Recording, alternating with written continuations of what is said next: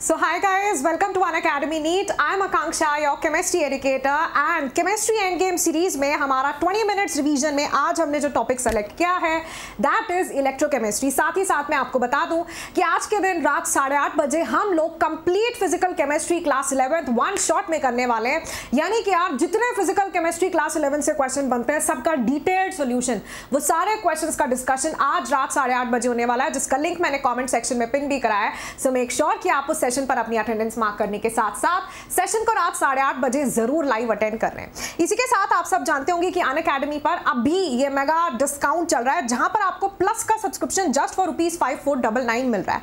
अगर आपको आकांक्षा मैम के गाइडेंस और मेंटोरशिप में आना है तो आप कोड यूज करेंगे AK लाइव। इसका जो कमेंट सेक्शन में मैंने इसका लिंक भी ऐड करा दिया है, लिंक पर बस क्लिक करना है, कोड यूज करना है AK लाइव और आप पूरे प्लस प्लेटफॉर्म को एक्सेस कर लेते हो। मेरा 25 बैच भी है, 26 बैच भी है, ड्रॉपर्स बैच भी है। सभी बैचेस में मैं complete organic inorganic physical chemistry आपको कवर कराने वाली हूँ।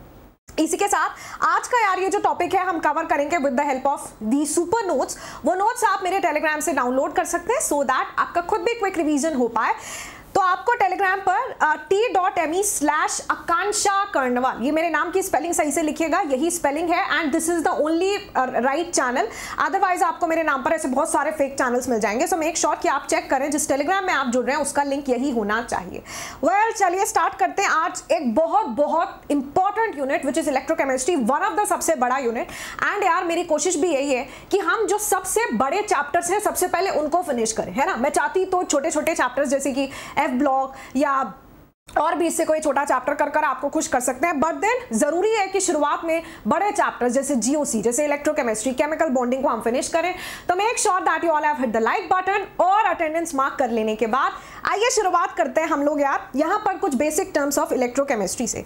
इलेक्ट्रोकेमिस्ट्री में आपको ध्यान होगा कि यार हमारे पास इलेक्ट्रोड होती है। इलेक्ट्रोड बेसिकली मेटल की एक रॉड होती है और दो तरह की इलेक्ट्रोड्स हो सकती हैं और आपको एक सिंपल सी बात बस इतनी ही ध्यान रखनी है कि यार कैथोड इसको कहते हैं जहां पर रिडक्शन हो रहा और एनोड उसको कहते हैं जहां पर ऑक्सीडेशन हो रहा। रिडक्शन क्या होता है, गेन ऑफ इलेक्ट्रॉन होता है और ऑक्सीडेशन लॉस ऑफ इलेक्ट्रॉन होता है। ये मैंने आपको पहले भी with the help of this trick सिखाया कि LOGR लॉगर ध्यान रखेंगे कि लॉस ऑफ इलेक्ट्रॉन ऑक्सीडेशन होता है और भाई गेन ऑफ इलेक्ट्रॉन रिडक्शन होता है। Loss of electron is oxidation and the gain of electron is reduction. इसके बाद कैथोड पर जिंदगी में हमेशा रिडक्शन ही होगा और एनोड पर हमेशा ऑक्सीडेशन ही होगा, ये बात पक्का ध्यान रहनी चाहिए।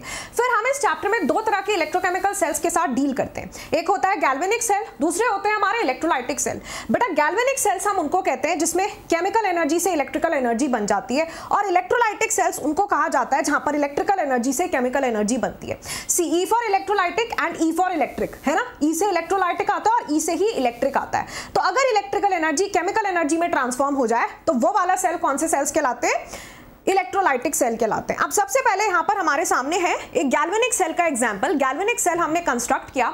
बेसिकली देखो गैल्वेनिक सेल को अगर आप जिंक और कॉपर के हेल्प से कंस्ट्रक्ट करते हो तो उस सेल का नाम डैनियल सेल पर जाता है। क्या पर जाता है, डैनियल सेल, वो भी अगर स्टैंडर्ड कंडीशंस उसको कंस्ट्रक्ट किया जाए।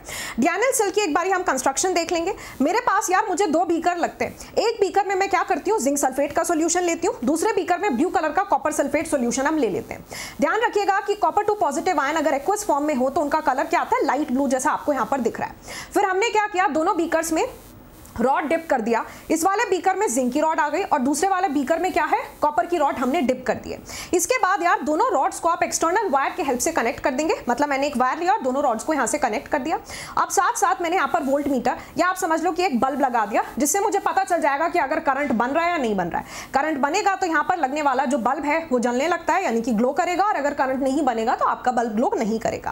अब यार मैंने थोड़ी देर बाद क्या ऑब्जर्व किया कि जिंक जो होता है ना वो ज्यादा रिएक्टिव होता है कॉपर से, बिकॉज ऑफ विच यहाँ पर जिंक क्या करेगा, जिंक विल अंडरगो ऑक्सीडेशन, यानी कि वो इलेक्ट्रॉन का लॉस करेगा। लॉस ऑफ इलेक्ट्रॉन ऑक्सीडेशन होता है। तो इस वाली रॉड पर क्या होगा कि ये तुम्हारी जो रॉड है ना, इसमें जिंक जो है जिंक 2 पॉजिटिव और 2 इलेक्ट्रॉन्स में टूटने लगेगा, यानी कि इस रॉड से निकलकर इस सोल्यूशन के अंदर आपके जिंक 2 पॉजिटिव आयंस गिरने लगेंगे। सही है, आपके इस सोल्यूशन के अंदर जिंक 2 पॉजिटिव आयंस गिरने लगते हैं।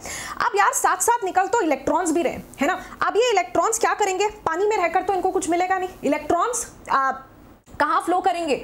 मेटल के हेल्प से, यानी कि इलेक्ट्रॉन्स को फ्लो करने के लिए कोई मीडियम चाहिए और वो मीडियम होगी ये मेटल की रॉड। तो इलेक्ट्रॉन्स जो है ना क्या करते हैं, इसमें एक्यूमुलेट हो जाते हैं, यहाँ इकट्ठे हो जाएंगे आपकी इस रॉड में और इस मेटल वायर में कलेक्ट होने के बाद फिर वो इस वायर के थ्रू वो क्या करने लगेंगे? फ्लो करने लगेंगे। यहाँ पर ये जो वायर है, इस वायर के थ्रू इस तरह से चलेंगे चलेंगे चलेंगे, फ्लो करने लगेंगे और पहुंच जाएंगे टू द नेक्स्ट टर्मिनल। और यहाँ पर हमारे पास क्या आएगा? ये जो आपकी कॉपर वायर है यहाँ तक पहुंच जाएंगे और कॉपर वायर के अंदर एंटर कर जाएंगे। अब ये आपको क्या देखने के लिए मिलेगा भाई, अब यहाँ पर जब आप इलेक्ट्रॉन अंदर लेकर आए हो, है ना, यहाँ जब आपके अंदर इलेक्ट्रॉन गए हैं, अंदर इलेक्ट्रॉन्स की एंट्री हो रही है, तो तुम्हारे पास यहाँ पर ऑलरेडी सॉल्यूशन है। सॉल्यूशन के अंदर कॉपर 2 पॉजिटिव आयंस है। अब ये जो कॉपर 2 पॉजिटिव आयंस है ये इस रॉड से चिपकने लगेंगे। क्यों? क्योंकि इस रॉड के अंदर इनको मिलेंगे इलेक्ट्रॉन्स। जिंक की इलेक्ट्रोड से चलते हुए वायर की हेल्प से इलेक्ट्रॉन्स इधर आए, तो यहाँ पर आपकी ये वाली वायर के अंदर इलेक्ट्रॉन्स की एंट्री जैसे ही होगी, कॉपर 2 पॉजिटिव आयंस सॉल्यूशन को छोड़कर इससे चिपकने लगेंगे एंड उनका रिडक्शन होने लगता है कुछ इस तरह, जैसे आप यहाँ पर देख रहे हो, copper 2 positive will gain 2 electrons to give you copper solid. और क्या होगा बेटा? रिडक्शन होगा। ठीक है, अभी उसके बाद हमारे पास ऑब्वियसली अगर इस वाली रॉड पर क्या हो रहा है? रिडक्शन हो रहा है, तो ये कैथोड है, और यहाँ क्योंकि ऑक्सीडेशन हो रहा है तो ये एनोड है। क्योंकि इस रॉड के अंदर इलेक्ट्रॉन्स एक्यूमुलेट हो गए थे और इलेक्ट्रॉन्स नेगेटिवली चार्ज पार्टिकल्स होते हैं, तो इसीलिए ये वाली रॉड के ऊपर पूरा नेगेटिव साइन आएगा। वेयर एज ये वाली रॉड क्योंकि वो नेगेटिव है तो इसको हम पॉजिटिव मान लेते हैं। ठीक है, उसके बाद यार ध्यान रखना कि ये जो कॉपर सॉलिड बना है ना, ये एक्चुअली रेड ब्राउन कलर का एक पीपीटी होता है। This is a red brown precipitate. What is it? It is a red brown precipitate. तो यहाँ पर ये जो रॉड है, रॉड से चिपक कर कुछ इस तरह से, रॉड से आपका ये जो कॉपर का रेड ब्राउन प्रेसिपिटेट है, पीपीटी है, ये यहाँ पर एक्यूमुलेट हो जाएगा, यानी इकट्ठा हो जाएगा। आपको रॉड नीचे से थोड़ा थिक दिखने लगेगा। अब यार हुआ क्या कि बल्ब आपका ग्लो करने लगा, ऑब्वियसली क्योंकि इलेक्ट्रॉन्स इधर भाग रहे हैं और जिस डायरेक्शन में इलेक्ट्रॉन्स का फ्लो होगा उससे ऑपोजिट डायरेक्शन में करंट बन जाता है। तो यहाँ पर करंट बनेगा, लेकिन आपका जो बल्ब है, ये जो आपका करंट है वो होगा बनेगा, बट देन जैसे ही बनेगा अचानक से बल्ब आपका बुझ जाता है। इसका मतलब है हमारा ये जो अभी सर्किट है वो इनकम्प्लीट है, क्योंकि करंट आपका स्टॉप हो रहा है, विच क्लियरली इंडिकेट्स दैट अभी जो हमारा सर्किट है वो इनकम्प्लीट है। सर्किट इनकम्प्लीट होने के पीछे का रीजन क्या होता है उसको जान लेते हैं और फिर उसको हम कैसे करेक्ट करते हैं वो भी देख लेते हैं। तो यार यहाँ पर देखो सर्किट के साथ प्रॉब्लम क्या हुई, जब जिंक का ऑक्सीडेशन हुआ, यानी जिंक से जिंक 2 पॉजिटिव आयंस बनने लगे, तो इस सॉल्यूशन में जिंक 2 पॉजिटिव आयंस बहुत ज्यादा आ गए, बिकॉज ऑफ विच यहाँ पर पॉजिटिव आयंस की नंबर बहुत ज्यादा हो गया।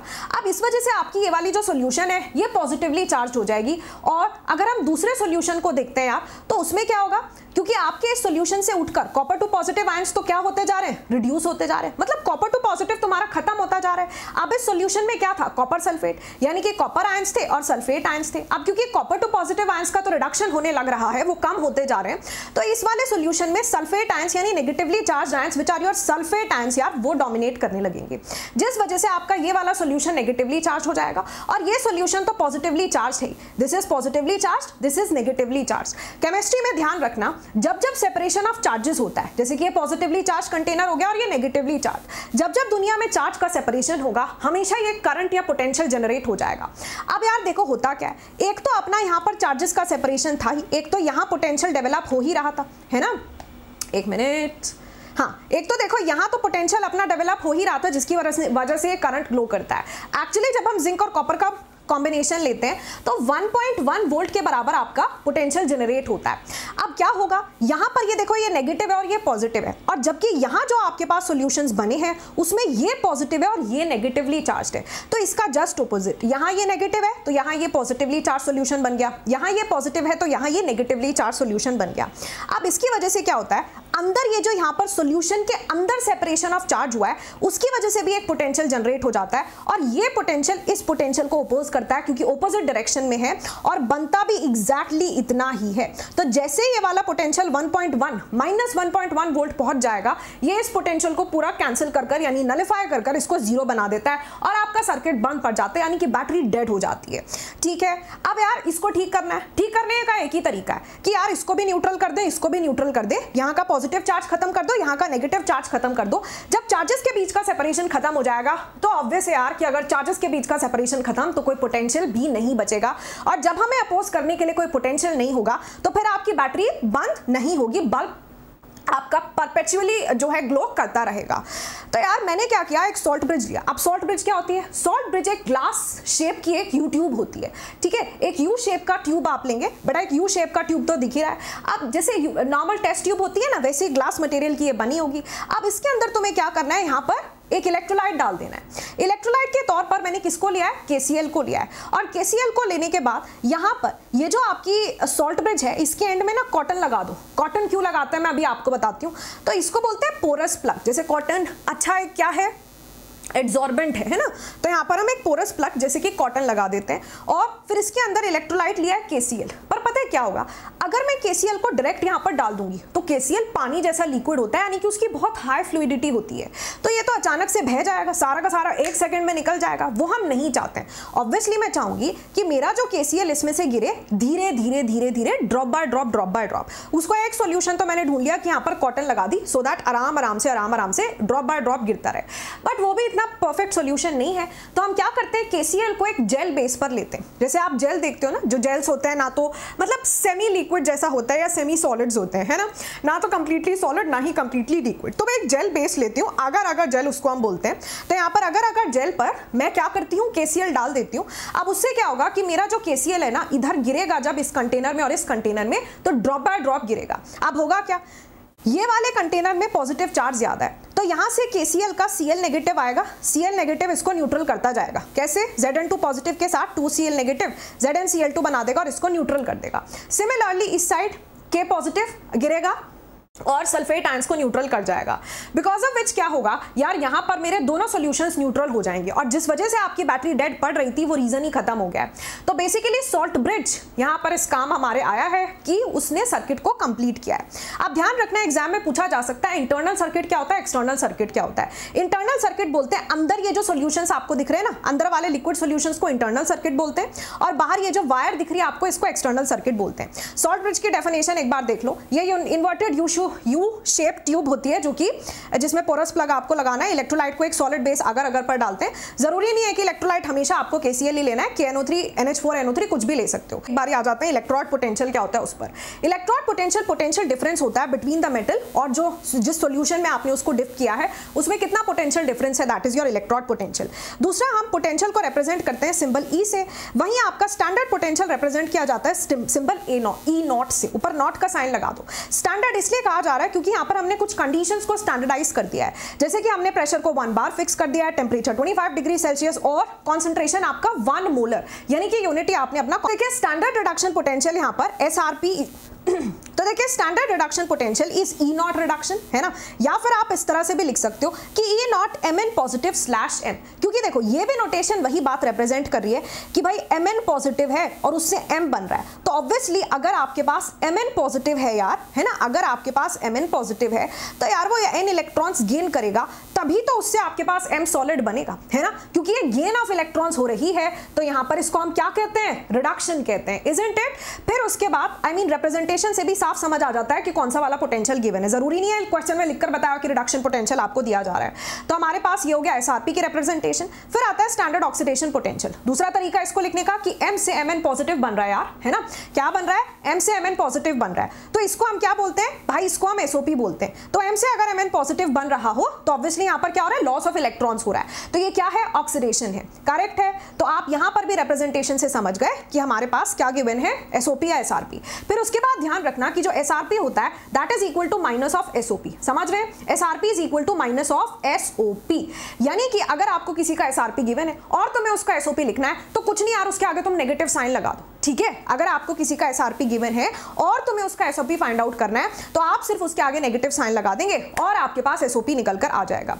बेटा इलेक्ट्रोमोटिव फोर्स यानी EMF किसको कहते हैं, EMF का मतलब है सेल का पोटेंशियल उस समय पर जब कोई करंट नहीं बन रहा है, when no current is being drawn from the wire, तो या फिर फ्रॉम द सेल, उसको आप इलेक्ट्रोमोटिव फोर्स कहते हो। और EMF कैलकुलेट करने का एक बहुत सिंपल सा तरीका है। अगर आपको standard EMF of the cell calculate करना है तो ये फॉर्मूला ध्यान रखना, that it is equal to E not cathode minus E not anode. बेटा E not cathode minus E not anode, जहां पर इन दोनों को ही आपको एसआरपी के टर्म्स में लेना है। किसके टर्म्स में लेना है? एसआरपी यानी स्टैंडर्ड रिडक्शन पोटेंशियल के टर्म्स में लेना है।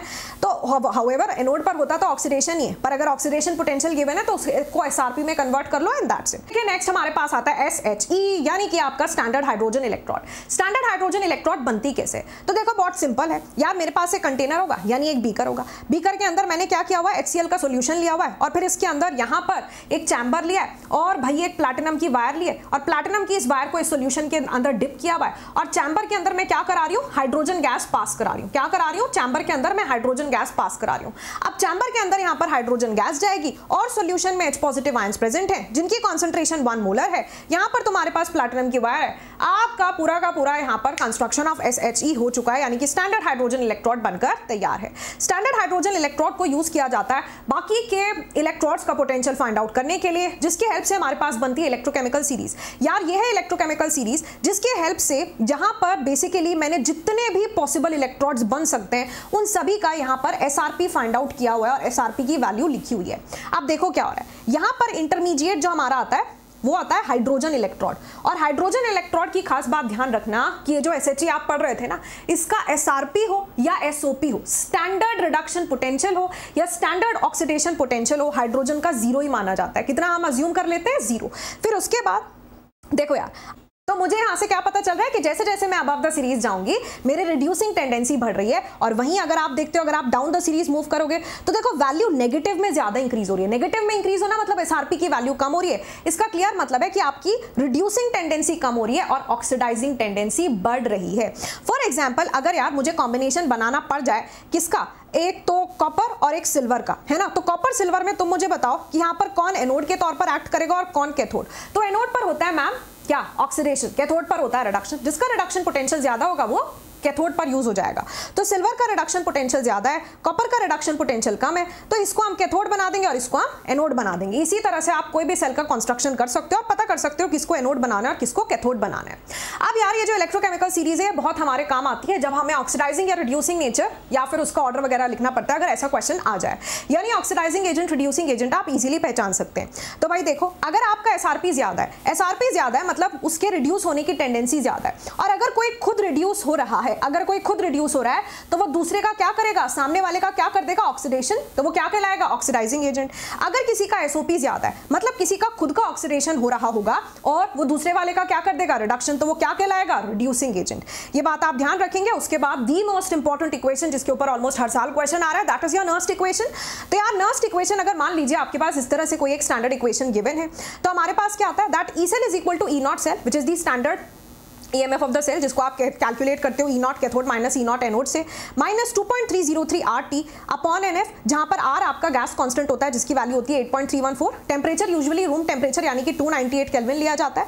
फैराडे आपका Faraday's constant which is 96500 coulomb होता है। बेटा n यहाँ पर नंबर ऑफ मोल्स को रिप्रेजेंट कर रहे हैं। Log concentration of product divided by the concentration of reactant, जहां पर प्रोडक्ट के पावर में आपके पास ये स्टोशियोमेट्रिक कोफिशिएंट C और D आते हैं और रिएक्टेंट के पावर्स में आपके पास स्टोशियोमेट्रिक कोफिशिएंट्स, ये रिस्पेक्टिव स्टोशियोमेट्रिक कोफिशिएंट्स पावर्स में आ गए यार। ठीक है, so this is your Nernst equation. ध्यान रखना कि अगर आपके पास कोई प्योर सॉलिड है तो उसकी कॉन्सेंट्रेशन, बेटा प्योर सॉलिड हो या प्योर लिक्विड, उनकी कॉन्सेंट्रेशंस को हमेशा 1 लिया जाता है। फिर अगर मुझे सॉल्युबिलिटी प्रोडक्ट कैलकुलेट करना है या फिर लेट्स से अगर मैं इक्विलिब्रियम कांस्टेंट कैलकुलेट करना चाहती हूं तो यहां पर इक्विलिब्रियम पर ध्यान रखना कि क्या होता है। एट इक्विलिब्रियम आपका जो ई सेल है, सेल का जो पोटेंशियल है वो 0 पड़ जाता है, बिकॉज ऑफ विच आपके पास ये इक्वेशन आ जाएगी that E not cell is equal to log, या फिर आप लिख सकते हो 0.0591 अपॉन n log KEQ, यानी कि आपका इक्विलिब्रियम कांस्टेंट हो जाएगा। Also let me tell you कि जो आपकी नर्स्ट इक्वेशन है, अगर आप नर्स्ट इक्वेशन लिखते हैं एट रूम टेम्परेचर, है ना, 0.0591 अपॉन n log पूरा का पूरा ये जो भी था आपका कि कॉन्सेंट्रेशन ऑफ प्रोडक्ट की उनका stoichiometric coefficient divided by concentration of reactant और उनका स्टोशियोमेट्रिक कोफिशिएंट। ठीक है, तो यहाँ पर बेसिकली ये जो आपके पास वैल्यू थी ना 2.303, फिर उसके बाद आई मीन ये 2.303 देन इनटू 8.314 डिवाइडेड बाय 96500, इसको मैंने सिंप्लीफाई कर 0.0591 लिख दिया है। तो एग्जाम में आपको इसी को ध्यान रखना है। अब इसके बाद इसी तरह से हम इसका यार KSP यानी कि सॉल्युबिलिटी प्रोडक्ट भी फाइंड आउट कर सकते हैं। बेटा सॉल्युबिलिटी प्रोडक्ट जब हम फाइंड आउट करते हैं तो हमारे पास ये ओवरऑल इक्वेशन आती है, ठीक है। This is the overall equation कि 0.0591 upon n where n is the number of moles of electrons involved, log KSP is equal to आपका जो भी standard EMF of the cell आएगा, ठीक है। फिर इसके बाद बढ़ते हैं दूसरे पार्ट पर जहां हमारे पास आते हैं electrolytic cells. Electrochemical I mean galvanic और इलेक्ट्रोलाइटिक सेल्स के बीच का डिफरेंस पहले तो आपको पता होना चाहिए। भाई देखो ये होता है इलेक्ट्रोलाइटिक सेल जहां पर सिर्फ और सिर्फ एक ही कंटेनर होगा, एक ही कंटेनर में एक ही सॉल्यूशन होगा और दो इलेक्ट्रोड्स, दोनों इलेक्ट्रोड सेम होती हैं। यहां पर सिंपल सी बात है, जैसे ही आप बैटरी को ऑन करोगे ये वाला टर्मिनल नेगेटिवली चार्ज, ये वाला टर्मिनल पॉजिटिवली चार्ज हो जाएगा। अब उसकी वजह से या फिर आप कह सकते हो कि अगर मैं मान रही हूं ये टर्मिनल नेगेटिवली चार्ज है और ये पॉजिटिवली चार्ज है तो सॉल्यूशन में NaCl पड़ा हुआ है, Na पॉजिटिव आयन इधर मूव करेंगे, Cl नेगेटिव आयन इधर मूव करेंगे, Na पॉजिटिव का यहां पर रिडक्शन हो जाएगा और Cl नेगेटिव का यहां पर ऑक्सीडेशन हो जाएगा। अब ये वाले केस में यहां पर आपकी जो एनोड है वो पॉजिटिवली चार्ज है और जो आपकी कैथोड है वो नेगेटिवली चार्ज है। डिफरेंस एक बार क्लियरली रीड कर लेंगे यहां पर, दैट इज इंपॉर्टेंट, डिफरेंस के ऊपर क्वेश्चन आ जाता है। नेक्स्ट है हमारे पास इलेक्ट्रोलाइसिस, जहां पर product of electrolysis super important है क्योंकि यहां से ऑलमोस्ट हर बार क्वेश्चन पूछ लिया जाता है। यार इलेक्ट्रोलाइसिस का मतलब बड़ा सिंपल सा है कि अगर आपके पास कोई एक्वस या मोल्टन स्टेट में सोल्यूशन प्रेजेंट है, बेटा अगर आपके पास कोई सोल्यूशन अपनी एक्वस स्टेट या फिर मोल्टन स्टेट में प्रेजेंट है तो आप उसे इलेक्ट्रिसिटी पास करा दोगे, आप उससे करंट पास करा दो यानी कि इलेक्ट्रिसिटी पास करा दो। और इलेक्ट्रिसिटी पास कराने पर हमारे पास कैथोड और एनोड पर क्या बन रहा है, क्या प्रोडक्ट्स बन रहे हैं वो आपसे पूछ लिया जाता है। तो फॉर एग्जाम्पल अगर मैं मोल्टन NaCl ले लो, है ना बेटा, मोल्टन NaCl अगर मैं लूंगी तो मेरे पास क्या होता है, कैथोड पर Na पॉजिटिव का, मोल्टन NaCl का मतलब होता है Na पॉजिटिव Cl नेगेटिव के अलावा कुछ भी नहीं है, आपके पास प्योर आयंस है। तो Na पॉजिटिव का रिडक्शन हो जाएगा, सोडियम मिल जाएगा आपको कैथोड पर और Cl नेगेटिव का ऑक्सीडेशन मिल जाएगा यानी कि क्लोरीन गैस आपकी इवॉल्व हो जाएगी एनोड पर। तो ये रहा मेरा मोल्टन NaCl की कहानी।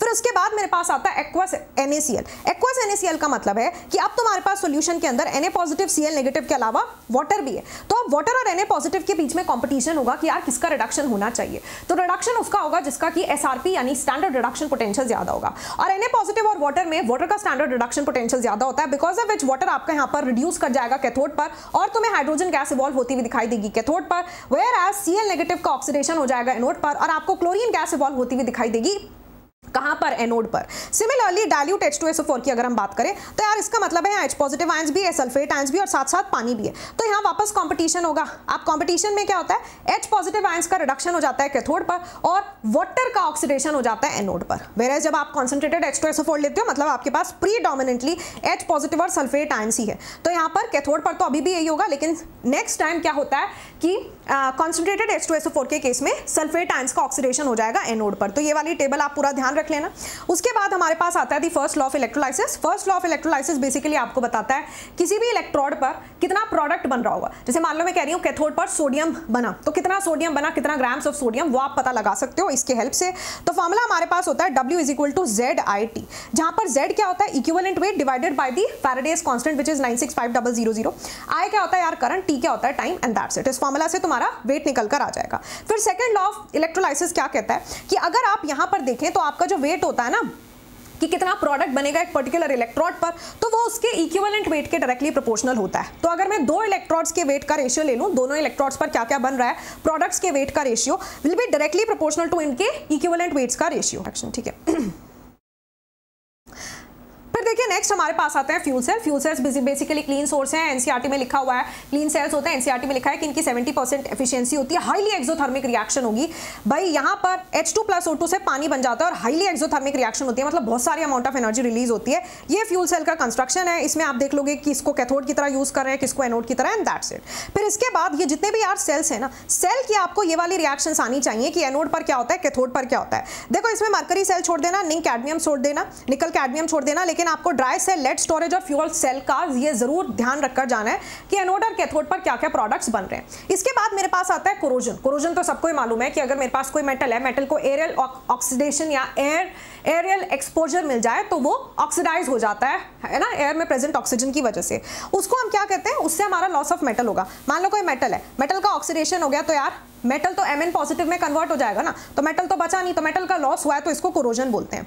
कोरोजन अगर आयरन का हो तो आयरन के कोरोजन को रस्टिंग बोलते हैं। रस्टिंग ऑफ आयरन कैसे होती है आप सबको पता है कि आकांक्षा मैम, रस्टिंग ऑफ आयरन कुछ इस तरह से हो जाती है कि भाई हमारे पास जब भी मॉइस्चर मिले आयरन को, थोड़ा सा सनलाइट हो यानी कि ऑक्सीजन हो, तो आयरन आपका कोरोड कर जाता है। बेसिकली हमारे पास यहाँ पर क्या हो रहा होता है, आयरन का ऑक्सीडेशन हो रहा होता है एट एनोड, तो वो ऑक्सीडाइज कर रहा है, और कैथोड पर ऑक्सीडेशन का ऑक्सीजन का रिडक्शन हो रहा होगा। करेक्ट है। और हमारे पास ना बेसिकली ये वाली ऑक्साइड बनती है Fe2O3.XH2O, जो कि रस्ट के फॉर्म में आपको दिखाई देती है, ऐसा रस्टी कलर होता है जिसका ब्राउन रेड सा, and that is your rust, जिसको हम बोलते हैं कि आयरन पर जंग लग गया है। इसके बाद लास्ट पार्ट हमारे कंडक्टेंस, हमारे इलेक्ट्रोकेमिस्ट्री चैप्टर का आता है कंडक्टेंस। यार कंडक्टेंस का मतलब होता है करंट कितने आसानी से बह या फ्लो कर सकता है। तो हमारे पास 3 टाइप ऑफ कंडक्टेंसेस होते हैं। पहला होता है इलेक्ट्रॉनिक, फिर होता है इलेक्ट्रोलाइटिक, और फिर आता है मिक्स्ड कंडक्टेंस। इलेक्ट्रॉनिक कंडक्टेंस वो जो कि फ्री इलेक्ट्रॉन की वजह से, इलेक्ट्रोलाइटिक कंडक्टेंस वो जो कि फ्री आयंस की वजह से। तो अगर कंडक्टेंस इलेक्ट्रॉन्स की वजह से बने तो इलेक्ट्रॉनिक कंडक्टेंस, आयंस की वजह से बने तो इलेक्ट्रोलाइटिक कंडक्टेंस। फिर इसके बाद इलेक्ट्रॉनिक कंडक्टेंस किसको कहते हैं? जैसे मैंने आपको बताया कि अगर फ्री इलेक्ट्रॉन्स की वजह से कंडक्टेंस बन रहा है, that is your electronic conductance. Usually metals are good conductors of electricity, तो इलेक्ट्रॉनिक कंडक्टेंस को मेटालिक कंडक्टेंस भी कहा जाता है। फिर हम आते हैं इलेक्ट्रोलाइटिक कंडक्टेंस पर। इलेक्ट्रोलाइटिक बेसिकली इलेक्ट्रोलाइट्स कौन होती है? इलेक्ट्रोलाइट वो कोई भी स्पीशीज है जो कि आपको आयंस बनाकर देती है। जैसे मेरे पास NaCl है, नमक को पानी में डालिए और आपके पास Na पॉजिटिव एक्वस और Cl नेगेटिव एक्वस बनकर तैयार हो जाएंगे। तो ये एक इलेक्ट्रोलाइट हुई, क्योंकि इसने मुझे क्या दे दिया? आयंस बनाकर दे दिए, किसमें? सॉल्यूशन के अंदर। इसके बाद यार कंडक्टेंस को समझने के लिए जरूरी है कि आप ये टर्म जानते हो, रेजोनेंस। रेजोनेंस क्या होता है? करंट के फ्लो करने में कितनी ऑब्स्ट्रक्शन या फिर रुकावट आएगी। अब यार रेजिस्टेंस का जो फॉर्मूला होता है ना, that is R is equal to rho L by A। What is the resistance का formula? R is equal to rho L by A। तो मेरे पास यहाँ पर L क्या है? Length of the wire. A क्या होता है? Area of cross section of the wire. अब उसके बाद ये जो L बाय A होती है ना यार, ये L by A, this is the cell constant. ये क्या है तुम्हारा? ये आपका सेल कांस्टेंट होता है। L by is the cell constant. हो सकता है आपको एक्स कर लिख कर दे दिया जाए कि भाई ये तुम्हारा सेल कांस्टेंट गिवन है। और इसकी जो SI यूनिट होती है, इसकी यूनिट क्या होगी? ओम होगी, विच इज OHM। फिर उसके बाद ये जो रो है बेटा, ये जो सिंबल रो है, ये रिप्रेजेंट कर रहा है किसको? रेजिस्टिविटी को, या फिर आप इसको स्पेसिफिक रेजिस्टेंस भी बोल सकते हैं। This is also representing what? Specific resistance. Specific resistance का मतलब क्या होता है कि अगर मैं यहां पर क्या कर देती हूं, अगर मैं यहां पर यार L और A यानी अपने सेल कांस्टेंट को 1 बना दूं, है ना, L की वैल्यू 1, A की वैल्यू 1, तो आपका जो रो है यानी रेजिस्टिविटी, वो रेजिस्टेंस के इक्वल आ रहा है, इसीलिए रेजिस्टिविटी को स्पेसिफिक रेजिस्टेंस भी कहते हैं। अब कंडक्टेंस क्या होता है? कंडक्टेंस होता है इसका बिल्कुल ऑपोजिट, यानी करंट कितने आसानी से फ्लो कर जाएगा। तो इसका मतलब कंडक्टेंस एक तरह से रेसिप्रोकल ही हुआ आपके रेजिस्टेंस का, है ना। तो यार यहाँ पर सबसे पहले तो इसकी जो SI यूनिट होगी वो होती है ओम इनवर्स, या स्पेलिंग को उल्टा कर लिख दो MHO, या फिर ऐसे सिंबल ओम इनवर्स, या फिर मोर इंपॉर्टेंटली ध्यान रखना सबसे इंपॉर्टेंट इसकी जो यूनिट है दैट इज साइमंस, जिसको कैपिटल S से रिप्रेजेंट करते हैं। तो हमारे पास जो फॉर्मूला बनेगा वो भी ऐसे ही 1/R लिख दो आप। तो हमारे पास 1/रो आया, जिसको हम कापा बोलते हैं। कापा क्या बन जाएगा? कंडक्टिविटी या फिर स्पेसिफिक कंडक्टेंस, और तुम्हारे पास बाकी बचेगा A बाय L। तो फॉर्मूला आ जाएगा conductance is equal to kappa into A by L। ठीक है। नेक्स्ट हमारे पास क्वेश्चन आता है कि ये जो कापा, इसकी यूनिट क्या होगी? तो कापा की यूनिट आप कैलकुलेट कर भी देख सकते हो। Siemens centimetre inverse, siemens metre inverse, या ओम इनवर्स मीटर इनवर्स, किसी भी तरह से लिखी जा सकती है।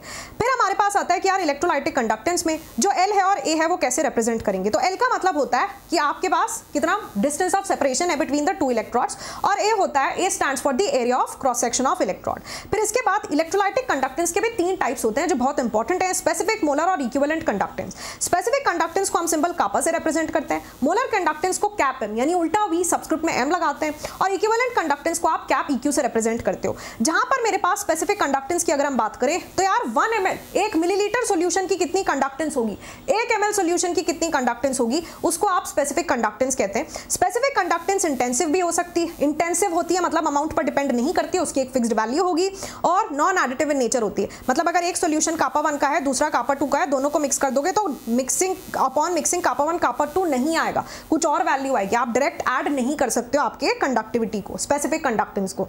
मोलर कंडक्टेंस किसको कहते हैं? भाई अगर मैंने एक सॉल्यूशन बनाया जिसमें मैंने इलेक्ट्रोलाइट का 1 मोल डाला, तो सॉल्यूशन की कंडक्टेंस मोलर कंडक्टिविटी कहलाएगी। ठीक है, क्या मैंने एक सॉल्यूशन बनाया जिसके अंदर 1 मोल डाला इलेक्ट्रोलाइट का, तो सॉल्यूशन की कंडक्टेंस मोलर कंडक्टेंस कहलाती है। फिर इसके बाद what is the relationship between kappa and cap M? भाई रिलेशन क्या होता है कापा और कैपम के बीच में, उसको भी देख लीजिए। तो हमारे पास जो मोलर कंडक्टेंस होता है that is equal to kappa into 1000 by M। इसके लिए आपको थोड़ा सा ये रिलेशन ध्यान रखना पड़ेगा, बड़ा सिंपल है कि हमारे पास देखो जो कैपम होता है that is equal to kappa into 1000 by concentration यानी कि मोलारिटी, और यहां पर कापा की यूनिट आपको ध्यान रखनी है साइमन सेंटीमीटर इनवर्स यूज करनी है, और यहां पर जो आपके पास मोलर कंडक्टेंस की यूनिट आती है वो आती है साइमन सेंटीमीटर इनवर्स पर साइमन सेंटीमीटर स्क्वायर पर मोल। ये आएगी तुम्हारी इसकी मोलर कंडक्टेंस की यूनिट। फिर ऐसे ही अगर मेरे पास यहाँ पर मेरा जो कापा है ना यार, मेरा जो कापा है, अगर मान लो मुझे साइमन मीटर इनवर्स में दिया गया है, मान लीजिए इसकी जो यूनिट है ना, इसकी जो यूनिट है कापा की, वो साइमन मीटर इनवर्स अगर दी गई हो तो हम यहाँ पर क्या लिखते हैं, साइमन मीटर स्क्वायर पर मोल, ये मेरी यूनिट आ जाएगी। ठीक, मेरे ख्याल से इतना आप सबको समझ आ ही गया होगा। I hope you all have understood this. फिर इसके बाद मेरे पास क्या आता है, ध्यान से देखिएगा भाई, मोलर कंडक्टेंस हो गया, इनके बीच में रिलेशन हो गई। फिर इसके बाद बहुत आसान, जो आपका इक्विवेलेंट कंडक्टेंस होता है वो कब, जब 1 ग्राम इक्विवेलेंट मैं लेती हूँ इलेक्ट्रोलाइट का और उससे एक सॉल्यूशन बनाती हूँ तो उसको इक्विवेलेंट कंडक्टेंस कहते हैं। उसकी यूनिट ये आती है साइमन सेंटीमीटर स्क्वायर पर Q, kappa into 1000 by normality, and N here stands for the normality. Normality और मोलैरिटी में आई होप तुम्हें रिलेशन पता है, क्या होता है, molarity upon N factor, sorry molarity multiplied by the N factor is what, normality. तो अगर मैं यहाँ पर देखती हूँ कि यार कापा कैप एम और कैप इक्यू में क्या रिलेशन आएगा, तो ध्यान रखना कि जो मेरा इक्विवेलेंट कंडक्टेंस होता है that is equal to molar conductance divided by the N factor. इसके बाद हमारे पास आखिरी पार्ट जो इस चैप्टर में बनता है यार, वो होता है कि इफेक्ट ऑफ डाइल्यूशन। अगर मैंने एक स्ट्रॉन्ग इलेक्ट्रोलाइट लिया और उसके लिए अगर मैं ग्राफ प्लॉट करती हूँ between the molar conductance and the root of concentration, तो भाई आपको लीनियरली डिक्रीजिंग ग्राफ देखने के लिए मिलेगा। इसका मतलब जैसे जैसे कॉन्सेंट्रेशन बढ़ रही होगी भाई तुम्हारी जो मोलर कंडक्टेंस है वो डिक्रीज होगी, जैसे जैसे concentration increases the molar conductance decreases, और ग्राफ भी उसी बात को रिप्रेजेंट कर रहा होता है।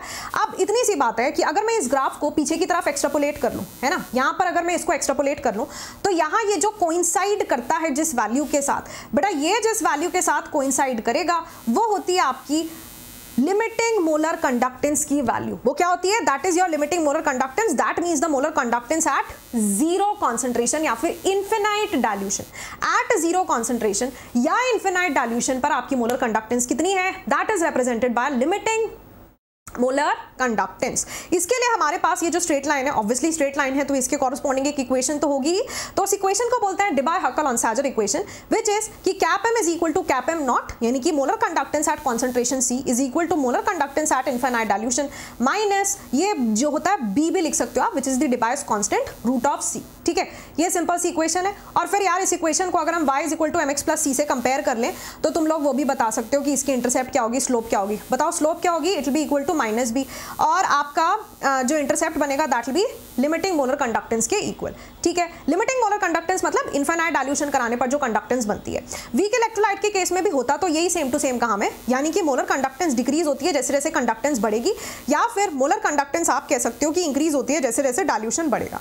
लेकिन यहाँ पर ग्राफ थोड़ा डिफरेंट नेचर का आता है, यानी कि स्ट्रेट लाइन की जगह आपके पास रेक्टेंगुलर हाइपरबोला आता है, तो नेचर ऑफ द ग्राफ आप ध्यान रखोगे। अब यहाँ पर प्रॉब्लम ये है कि अगर मैं इस ग्राफ को एक्सट्रापोलेट कर भी दूं तो भी भैया कभी भी मुझे जो है लिमिटिंग मोलर कंडक्टेंस नहीं फाइंड आउट कर दे पाएगा एक वीक इलेक्ट्रोलाइट की, जिसका सॉल्यूशन होता है कोलराशेस लॉ के पास। कोलराशेस लॉ कहता है कि अगर किसी इलेक्ट्रोलाइट को इनफिनाइट डाइल्यूट कर दिया जाए तो उस टोटल इलेक्ट्रोलाइट की जो मोलर कंडक्टेंस होती है that is equal to the molar conductances of its individual ions, यानी कि लिमिटिंग मोलर कंडक्टेंस NaCl की किसके इक्वल हो जाएगी, limiting molar conductance of Na positive plus limiting molar conductance of Cl negative. इसी के साथ साथ आपको ये ध्यान रखना है कि यहाँ पर जो अल्फा होता है ना, अल्फा इज योर बेटा डिग्री ऑफ डिसोसिएशन, तो alpha is cap M by cap M nought. Alpha क्या होता है, cap M divided by cap M nought, यानी कि molar conductance at concentration C divided by the molar concentration at infinite dilution। with that हमारा ये chapter हुआ finish. काफी बड़ा चैप्टर, लिटरली 5 से 6 घंटे के से कम में तो ये चैप्टर ही कंप्लीट नहीं होता है, बट उसके बाद भी आधे घंटे में मैंने आपको ये पूरा का पूरा फिनिश कर आई होप इससे आपकी हेल्प हो पाई। सेशन को लाइक कर दीजिएगा, नोट्स को डाउनलोड कर लेंगे टेलीग्राम से। That was all, thank you so much, bye bye, tata and take care.